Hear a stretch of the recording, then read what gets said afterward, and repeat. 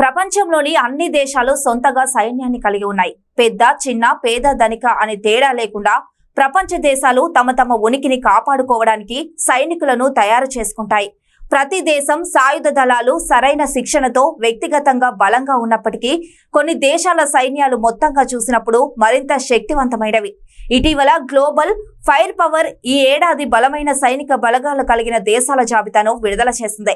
145 దేశాల సైనిక బలగాల బలాలు, బలహీనతలను విశ్లేషించి ఈ జాబితాను సిద్ధం చేశారు. అంతేకాదు దాదాపు 60 అంశాలపై ఈ ర్యాంకింగ్ జాబితాను పటిష్టంగా పరిశోధించి నిర్ణయం తీసుకున్నారు. అమెరికా ప్రపంచంలోనే అత్యంత శక్తివంతమైన మిలిటరీ. ఈ జాబితాలో భారత సైన్యం 4వ స్థానంలో ఉంది. భారత్ కంటే ముందు 3 దేశాలకు బలమైన సైన్యాలు ఉండడం గమనార్హం. బలమైన సైన్యం ఉన్న దేశాలలో యునైటెడ్ స్టేట్స్ 2వ స్థానంలో, రష్యా, చైనా 3వ స్థానంలో ఉన్నాయి. అలాగే ప్రపంచంలోనే 4వ అతిపెద్ద సైన్యం భారత్ కు ఉండడం గమనార్హం. ప్రతి సంవత్సరం GFE ప్రచురించే జాబితా ప్రతి దేశం యొక్క భద్రతకు దోహదపడే సైనిక బలాన్ని వెల్లడిస్తుంది. కనీసం గత 10 సంవత్సరాలుగా అమెరికా అత్యంత శక్తివంతమైన మిలిటరీని కలిగి ఉన్న దేశాల్లో మొదటి స్థానంలో ఉంది.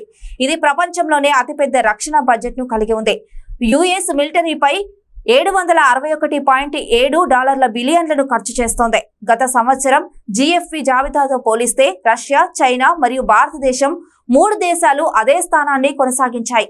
భారత్లో 1.5 లక్షల మంది చురుకైన సైనిక సిబ్బంది ఉండగా గత ఏడాది 8వ స్థానంలో ఉన్న యునైటెడ్ కింగ్డమ్ గత ఏడాది 6వ స్థానంలో ఉన్న దక్షిణ కొరియా 5వ స్థానానికి చేరుకుంది.